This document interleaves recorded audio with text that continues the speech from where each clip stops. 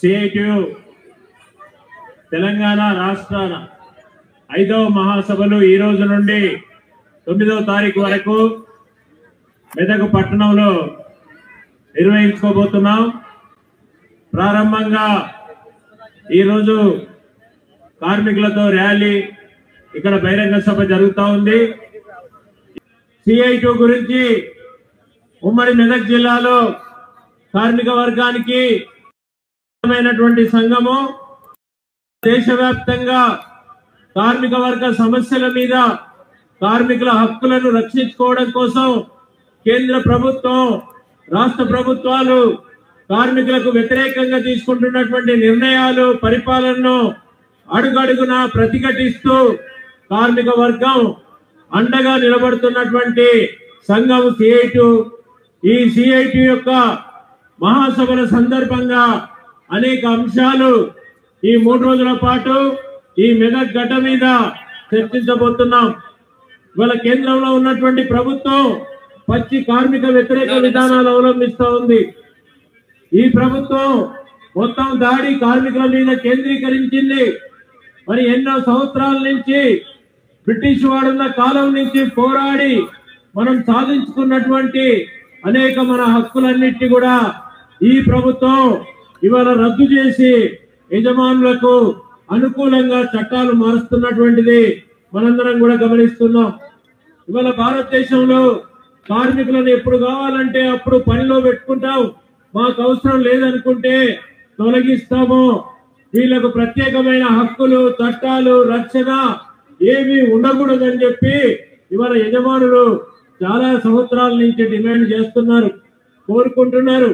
వాళ్ళ కోరికలన్నిటి కూడా కేంద్రంలో ఉన్నటువంటి నరేంద్ర మోడీ ప్రధానమంత్రిగా ఆ కోరికలన్నీ నెరవేరుస్తూ ఉన్నాడు.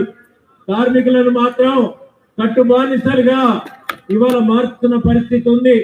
ధరలు పెరుగుతూ ఉన్నాయి, జీతాలు పెరగట్లేదు, మన ఆదాయాలు పడిపోతున్నాయి.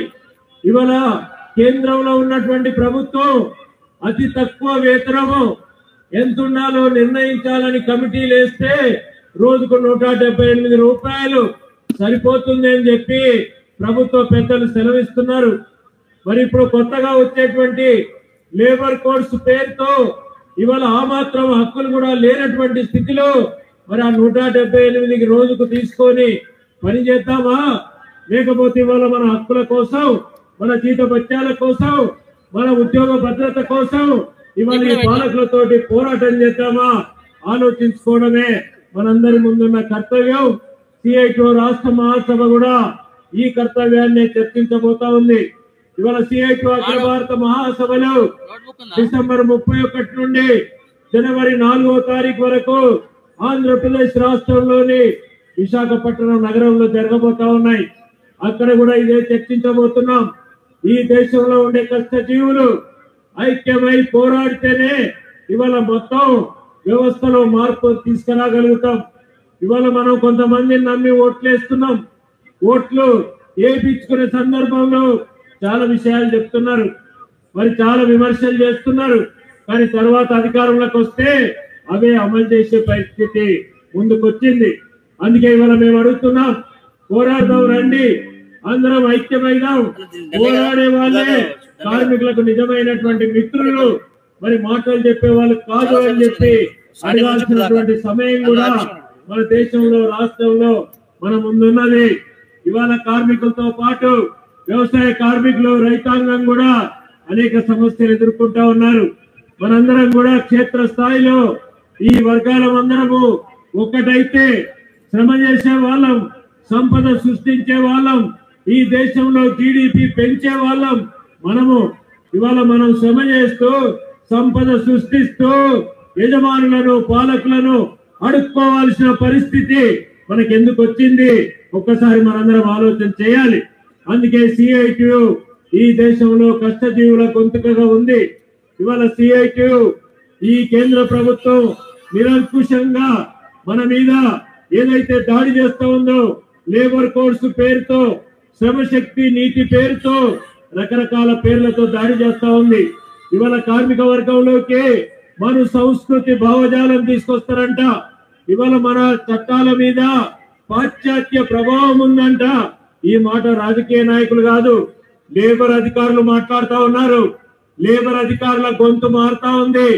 ఇవాళ పాశ్చాత్య భావజాలం అంటే హైర్ అండ్ ఫైర్ విధానం, హైర్ అండ్ ఫైర్ విధానం కోరుకుంటున్నది నరేంద్ర మోడీ, ఆర్ఎస్ఎస్, బీజేపీ వాళ్ళు. ఇవాళ ఈ భావజాలంతో కార్మికుల జీవితాలతోటి ఇవాళ చెలగాటమాడే పరిస్థితి ఉంది. దీన్ని సహించకూడదు. మనందరం కూడా ఐక్యం కావాలి. ఇవాళ ఈ మెదక్ జిల్లాలో CIT మహాసభ జరపాలంటే మరి చాలా ముఖ్యమైనటువంటి కర్తవ్యంగా మేము తీసుకున్నాం. ఈ జిల్లాలో ఉన్నటువంటి బీడీ వర్కర్లు, ఈ జిల్లాలో ఉన్నటువంటి గ్రామ పంచాయతీ కార్మికులు, ఈ జిల్లాలో ఉన్నటువంటి ఆశాలు, అంగన్వాడీలు, మధ్యాహ్న భోజన కార్మికులు, ఈ జిల్లాలో ఉన్నటువంటి మున్సిపల్ కార్మికులు, కొద్దిమంది మాత్రమే ఫ్యాక్టరీలలో పనిచేసే కార్మికులు, వీరందరి అండదండలతోటి ఈ రోజు ఈ బహిరంగ సభ జరుగుతా ఉంది. వీరందరి యొక్క సహకారంతో ఇవాళ ఈ మహాసభ జరుగుతా ఉంది. వాళ్ళందరూ మేము వెళ్ళినప్పుడు ఒకటే చెప్తున్నారు, ఈ జెండా, ఈ ఎర్ర జెండా CITU మా జెండా, ఇది మాకు అండగా ఉండేటువంటి జెండా. ఇక్కడ జరుగుతున్న మహాసభ మా మహాసభ, మేము వస్తాము అని చెప్పి చెప్తా ఉన్నారు. ఈ మెదక్ జిల్లాలోనే 492 గ్రామ పంచాయతీలు ఉంటే 492 గ్రామాలలో కూడా మన CITU కార్యకర్తలు ఉన్నారు, మన CITU సభ్యులు ఉన్నారు. అందరం ఒక దగ్గర కూర్చోబెట్టాం. మరి ఏం చేద్దామని వాళ్ళతో చర్చ పెట్టాం. మనం కమిటీ వేసుకుందాం, ఈ పోరాటాలు నడుపుదాం కమిటీ ఆధ్వర్యంలో అని చెప్పి మేము వాళ్ళందరికీ చెప్తే